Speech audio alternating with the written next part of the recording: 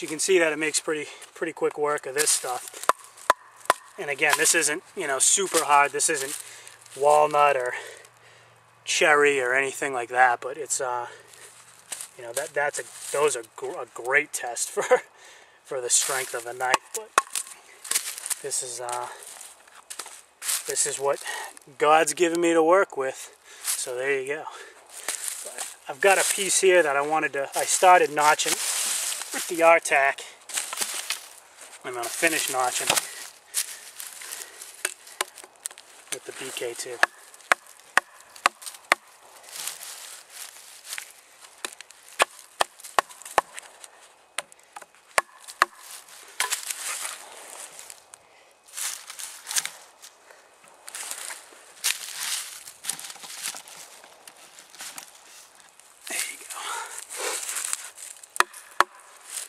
Sorry for all the movement of the camera again, guys. It certainly isn't Hollywood, nor what I want it to be.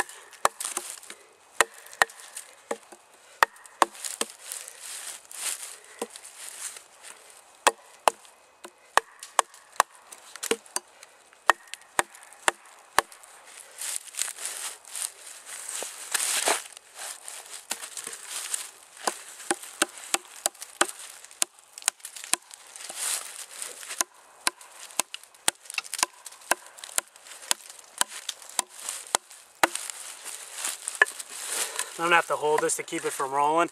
So what you'll see me doing is coming straight down almost and then coming in at the side. Whoops. Well, there you go.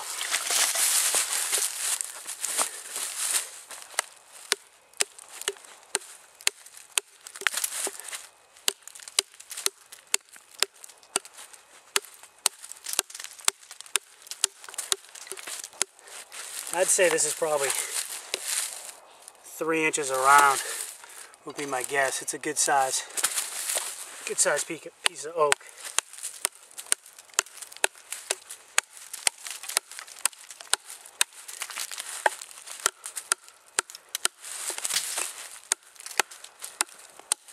I also want to find some smaller pieces to do some feather sticks or fuzzy sticks, whatever you guys call it.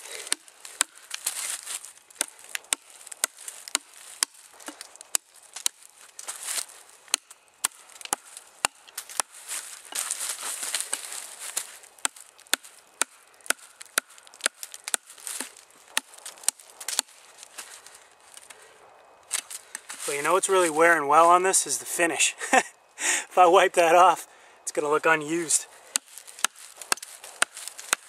Not that I've put it through a lot, but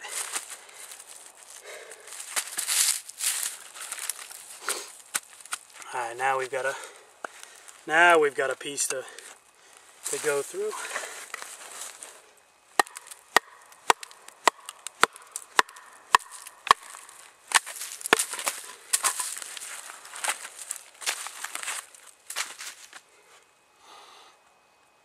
Am I the only one that likes the smell of wood when you're cutting it?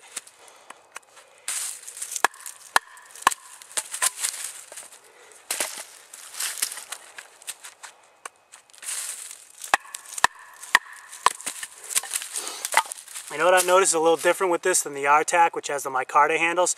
This seems to absorb the shock a little bit better, but it's probably not that fair of a comparison, only because when I was going through the when I was doing the R-tack testing, you guys check out my reviews on that one as well. The wood I was going through with that was a little bit more, that stuff was a little bit more tough. But I do not think this wood is going to be very good for fire material, because it's just soaked with, it's really waterlogged. And I'll give you guys a comparison. Oh, also one thing that I wanted to notice in watching, or wanted to say, in watching some other videos online, sorry, I noticed people have the propensity, and I've done this as well, and I need to stop, of when they're done with their knives, they always try to stick it into something, and I understand the reason why, but I've also seen people try to do it into a round piece and slip and have that thing roll. And man, if that thing rolls into your thigh and you're in a survival situation, you're going to be hating life. So I do need to put a lanyard on this, maybe a reflective one, maybe not. But just be careful and try to be conscious of that if you can when you're putting your knives down. But here's a piece on the left that's dry, and then there's this piece. You can see how much darker this piece is. Same exact wood, but this piece is much more dried out than this one is. So that's what I want to be using for fire starting anyway. Oh, you can just see can you see the water coming out of it? Alright, FK, enough on the water already.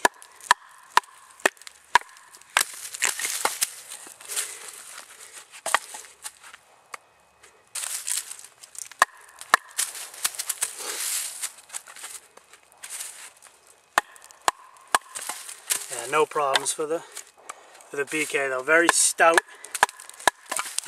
knife. You got pretty much a full thick spine all the way to the point, 1/4 inch thick. So you can really wrap on this entire knife as opposed to something like the Recon Scout, which I do not have with me today, which sort of thins out as you get towards the tip.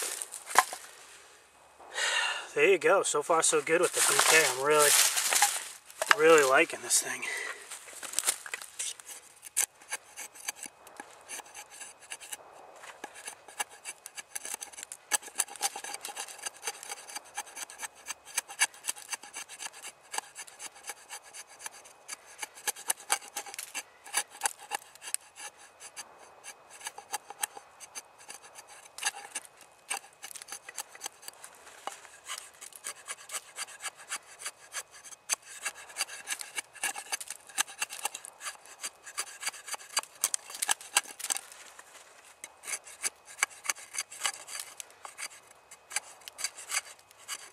I saw a cool technique online, and I don't know who the video was, so I apologize. It's not my technique though, so I do just want to say that. But one technique, if you can sit down, and if I can demonstrate this later, I will.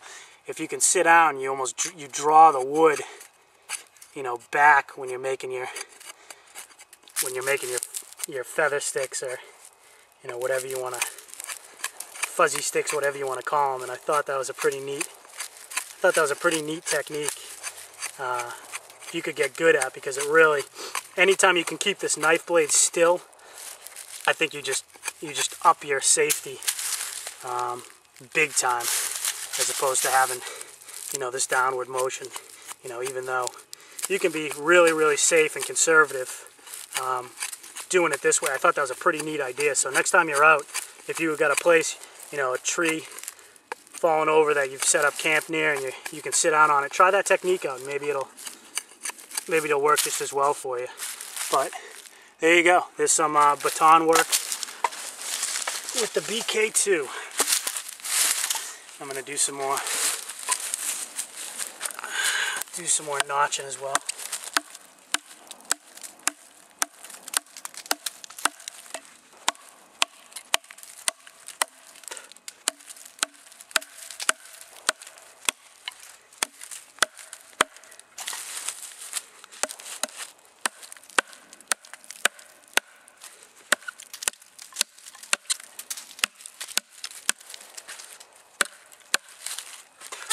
This up and down motion for these higher quality, high value knives isn't so much of a concern. They just have great strength in that up and down motion. But when you sink a knife in, as soon as you turn it, if I go to turn it left or right, when that thing sinks in, that's where you get a lot of that torsional strength, and you can really see the strength of that blade when you do it. Not all blades will be able to take that, and even with these blades, you want to be really careful, because that's a really quick way to snap off your